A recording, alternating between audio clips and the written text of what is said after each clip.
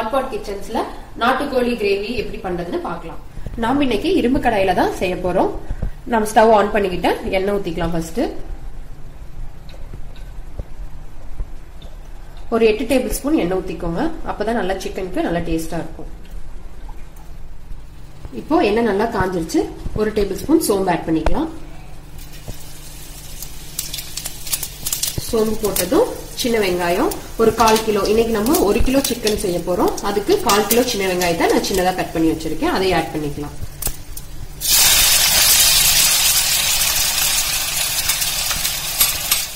நம்ம வெங்காயம் ஆட் பண்ணிட்டோம். நல்லா வதக்கிக்கலாம்.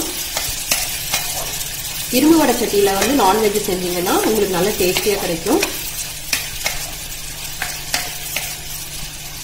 இப்ப நம்ம ஒரு 3 மினிட்ஸ் கட்ட வதக்கிருக்கோம். இன்னும் கொஞ்சம் நல்லா வதங்கணும். சின்ன வெங்காயம் எந்த அளவுக்கு போடுறீங்களோ அந்த அளவுக்கு நமக்கு குவாண்டிட்டி அதிகமா கிடைக்கும். Ginger garlic paste 2 spoon add பண்ணிக்கலாம்.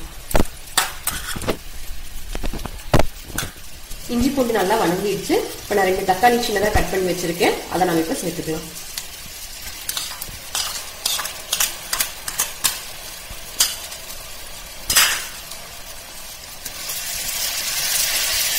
தக்காளி சேர்த்ததும் உப்பு இப்பவே ஆட் பண்ணிக்கலாம். உப்பு நான் இப்போ 1 ஸ்பூன் போடுறேன். இப்ப நம்ம ஃபிளேவருக்காக 2 வரமிளகாவை ஆட் பண்ணிக்கலாம்.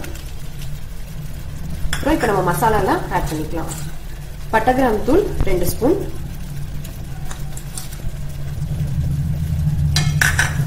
மல்லித்தூள் ஒரு 5 ஸ்பூன் ஆட் பண்ணிக்கலாம்.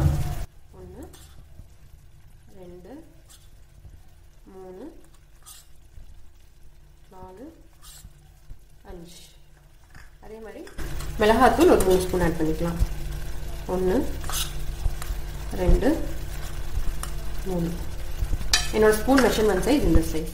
இப்ப நம்ம போட்ட இன்கிரீடியன்ட் எல்லாம் நல்லா பச்சை வாசனை போற அளவுக்கு வதங்கிடுச்சு. இப்ப நம்ம மெயின் கோர்ஸான சிக்கனை ஆட் பண்ணிக்கலாம். 1 கிலோ சிக்கனை நல்லா கழுவி எடுத்து வச்சிருக்கேன். இது நாட்டுக்கோழி.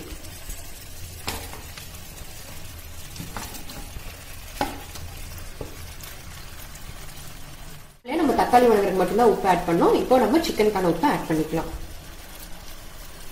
2 டேபிள் ஸ்பூன் உப்பு ஆட் பண்ணிக்கலாம். நம்ம நல்லா மசாலா இறங்குற அளவுக்கு இதை நல்லா பரட்டி விட்டுக்கலாம். இந்த சிக்கனோட எல்லா மசாலும் நல்லா கோட் ஆகணும். இப்ப மசாலா நல்லா சிக்கன்ல கோட் ஆயிடுச்சு. இப்ப நம்ம தண்ணி ஆட் பண்ணிக்கலாம். தண்ணி இந்த சிக்கன் மூழ்கிற அளவுக்கு ஊத்திக்கோங்க.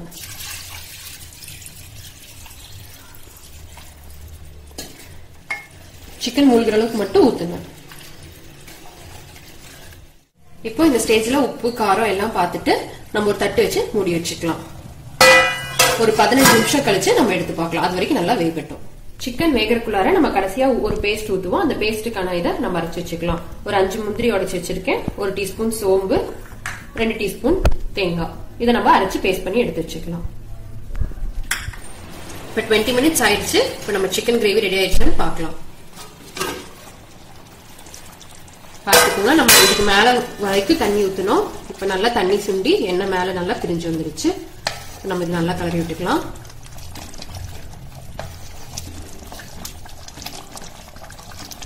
இப்ப நம்ம அந்த பேஸ்ட் ரெடி பண்ணிக்கிட்டோம். இதுல தேங்காய், சோம்பு, முந்திரி போட்டு அரைச்சு வச்சிருக்கோம். இப்ப நம்ம இதை இதுல சேர்த்துக்கலாம்.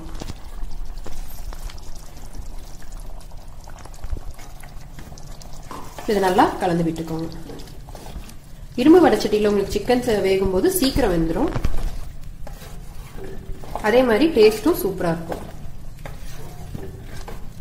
இது நல்லா ஒரு கொதி வர அளவுக்கு கலரி விட்டுக்கலாம்.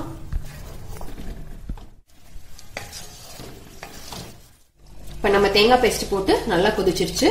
அதே மாதிரி நான்வெஜ்ஜுக்கு மல்லித்தலையை விட கருவேப்பிலை போட்டு இறக்குனீங்கன்னா நல்ல வாசனையாவும் இருக்கும், நல்ல பிளேவராகவும் இருக்கும். இப்ப நம்ம கொஞ்சம் கருவேப்பிலை ஆட் பண்ணிக்கலாம். அவ்வளவுதான். போட்டுட்டு ஆஃப் பண்ணி விட்டு ஒரு கலரி விட்டுக்கோங்க. இந்த கிரேவி பாத்தீங்கன்னா ஒயிட் ரைஸ்க்கு, கீ ரைஸ்க்கு, சப்பாத்தி, பரோட்டாக்கு எல்லாத்துக்குமே செமையான காம்பினேஷனா இருக்கும். நீங்க ட்ரை பண்ணி பாருங்க. இன்னைக்கு நான் இந்த சிக்கன் கிரேவி சப்பாத்திக்கு ட்ரை பண்ணிருக்கேன். நீங்க வேற காம்பினேஷனாவும் ட்ரை பண்ணி பாருங்க. என்ஜாய் பண்ணுவீங்க. தேங்க்யூ. இந்த வீடியோ உங்களுக்கு பிடிச்சிருந்ததுன்னா லைக் பண்ணுங்க, ஷேர் பண்ணுங்க. ஃபர்தர் அப்டேட்ஸ்க்கு HotPot Kitchens சப்ஸ்கிரைப் பண்ணுங்க.